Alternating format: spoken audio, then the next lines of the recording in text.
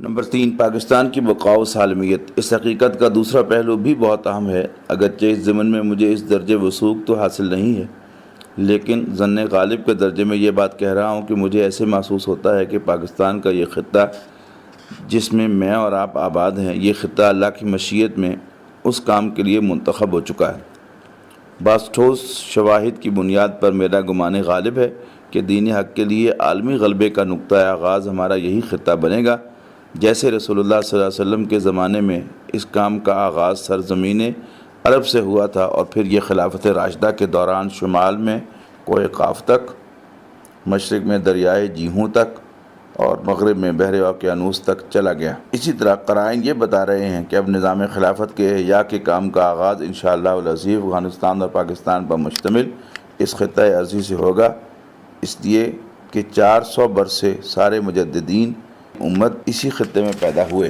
امت کی تاریخ میں پہلے 1000 برس تک سارے کے سارے مجددین عالم عرب میں پیدا ہوئے۔ عمر بن عبدالعزیز، امام ابو حنیفہ، امام محمد بن حنبل، شیخ عبدالقادر جیلانی، امام ابن تیمیہ، امام غزالی وغیرہ، ہم سب کے سب وہیں پیدا ہوئے۔ لیکن جیسے ہی پہلے 1000 برس ختم ہوئے اور 11ویں صدی شروع ہوئی تو حضرت مجدد الفسانی شیخ احمد سرندی رحمۃ اللہ علیہ ہندوستان میں پیدا ہوئے۔ اس کے بعد 12ویں صدی کے مجدد شاہ ولی اللہ دہلوی اور 13ویں صدی کے مجدد سید احمد بریلوی بھی اسی سرزمین ہند میں پیدا ہوئے، جو بالا کوٹ میں شہید ہوئے۔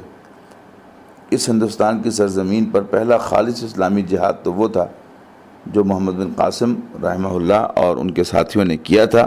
اس کے بعد جسے خالص اسلامی جہاد کہا جا سکتا ہے اور جو صحابہ کرام کے نقش قدم پر چلتے ہوئے ہوا ہے، وہ سید احمد بریلوی رحمۃ اللہ علیہ اور شاہ اسماعیل شہید کا جہاد ہے، اور ان کے خون کی امین یہ سرزمین پاکستان ہے۔ پھر 14ویں صدی میں علامہ اقبال جیسا مفکر، مولانا مودودی جیسا مصنف، مولانا الیاس جیسا مبلغ اور شیخ الہند مولانا محمود الحسن جیسا مجاہد حریت رحمہم اللہ، یہ سب کے سب یہیں پیدا ہوئے۔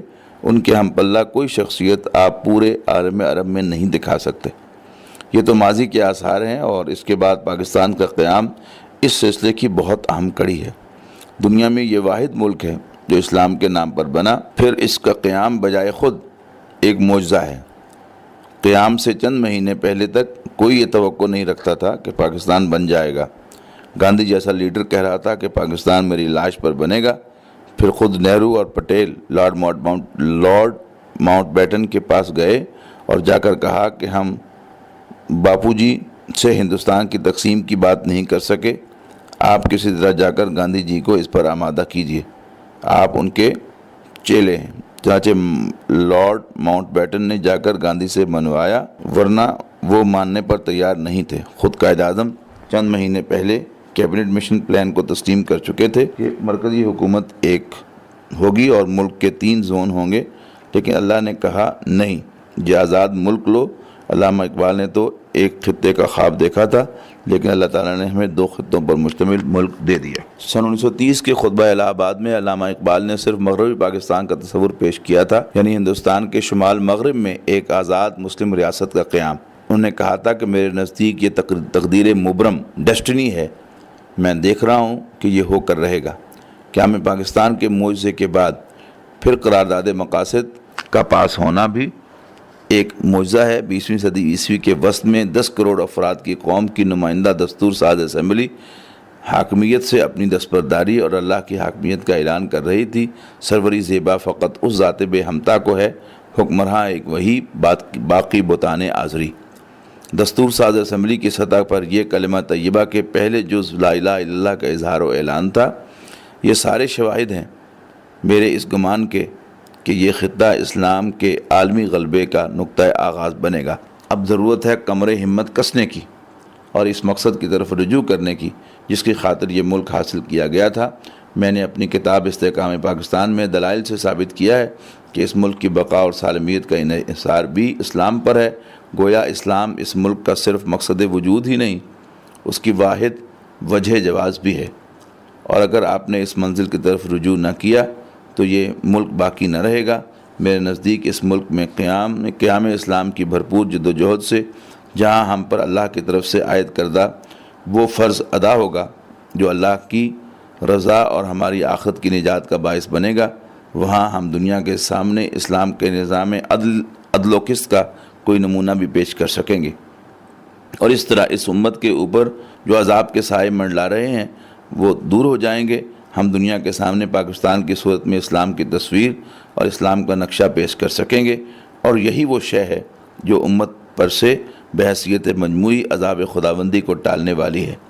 اگر یہ نہیں ہوگا تو عذاب شدید سے شدید تر ہوگا، مزید برآں یہ ملک مقصد وجود کو پالے گا تو مستحکم اور طاقتور ہوگا، اور اس کے نتیجے میں اس قوم کے اندر وہ جذبہ ابھر آئے گا کہ کوئی امریکہ کیا، امریکہ کا باپ بھی مقابلے میں سامنے نہیں آ سکے گا۔ لیکن اگر یہاں وہ جذبہ نہیں ابھرتا تو پھر جان لیجئے کہ اس ملک کے حصے بکھرے ہوا چاہتے ہیں۔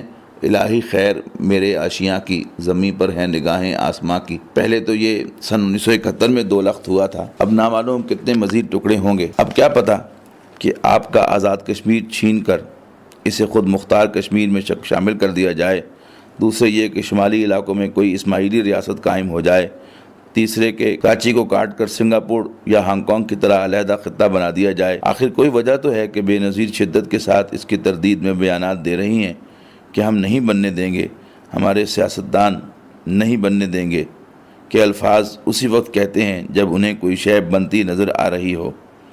ایک وقت میں یہ کہا گیا تھا کہ ہم بنگلہ دیش نہیں بننے دیں گے، اسی وقت یہ اس دور کے بڑے بڑے سیاستدانوں نے کہا تھا، لیکن کیا نتیجہ نکلا؟ جب ہم نے بحیثیت قوم اپنی روش تبدیل نہیں کی اور اللہ کے ساتھ بدعہدی جاری رکھی تو اللہ کی طرف سے وہ سزا ملی کہ ہمارے 93,000 افراد، جن میں 43,000 فوجی اور باقی سویلین تھے، اس ہندو کے قیدی بنے جس پر ہم نے کہیں 800 برس، کہیں 600 برس اور کہیں 1000 برس تک حکومت کی تھی۔ تو یہ سزا دوبارہ اس سے بڑی شکل میں بھی آ سکتی ہے۔ چوتھے یہ کہ امریکہ بہادر بلوچستان کے ساحل پر نگاہ جما کر بیٹھا ہوا ہے، کیونکہ اسے ایک طرف ایران اور دوسری طرف چین سے نپٹنا ہے، اور یہ بات طے ہے کہ ہر ایک سے نپٹنے کے لیے قربانی کا بکرا بہرحال پاکستان ہے۔ اس لیے کہ آپ کرائے کے فوجی ہیں، آپ کو اس نے پہلے روس کے خلاف استعمال کیا، اب چین کے خلاف استعمال کرے گا، اور آپ نے استعمال ہونے کا ہی فیصلہ کر رکھا ہے۔ آپ ابھی تک اپنے پاؤں پر کھڑے نہیں ہو سکے، اور حال یہ ہے کہ جس منزل کی طرف چلے تھے اس منزل کی طرف پشت کر لی ہے۔ لہذا اب آپ کا حشر یہ ہو رہا ہے کہ آپ کے فوجی صومالیہ میں امریکہ کے مقاصد پورے کرتے ہوئے جانے دے رہے ہیں۔ یہ وہاں جتنے بھی مر جائیں امریکہ کی بلا سے، لیکن امریکی ایک بھی مر جائے تو قیامت آ جائے گی۔ جو خود مرنے کو تیار نہیں، ان کے مقاصد پورے کرنے کے لیے جانیں آپ کی جائیں گی۔ امریکہ نے سوویت یونین کے ٹکڑے کروا دیے اور 10 لاکھ افغان مروا دیے۔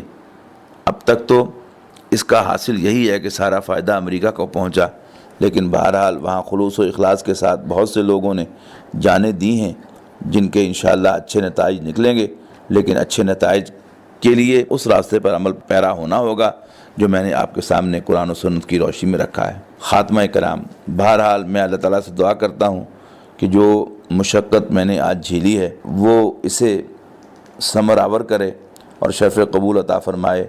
نامعلوم میری کتنی تقریروں کا حاصل تھا جو آج میں نے ایک گفتگو میں سمیٹ کر اور سمو کر آپ کے سامنے رکھا ہے۔ میں نے کوشش کی ہے کہ آپ کو آپ کے دینی فرائض کا احساس دلا سکوں۔ میں نہیں جانتا کہ میں اس میں کس حد تک کامیاب رہا ہوں۔